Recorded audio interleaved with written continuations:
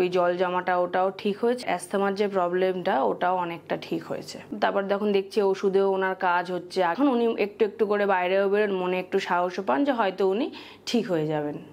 আমার নাম মৌসুমী সরকার। আমি এসছি আমার শ্বশুরমশাইয়ের জন্য। শ্বশুরমশাইয়ের নাম হচ্ছে দিলীপ সরকার। তো ওনার হঠাৎ করে খুব পেটে ব্যথা, রেগুলারই পেটে ব্যথা। ডাক্তার দেখালাম, পেটের বিভিন্ন টেস্ট করানো হয়, তো ওই টেস্টেই ধরা পড়ে লিভার ক্যান্সার হয়েছে। তো তারপরে আমরা হসপিটালে ভর্তি করি। তারপরে ওখান থেকে খবর পেলাম এই পুনর্জন আয়ুর্বেদের। তারপর আমরা এখানে এলাম। তো এখন এখানে মেডিসিন নিচ্ছে, এটা নিয়ে 3 বার হলো মেডিসিন।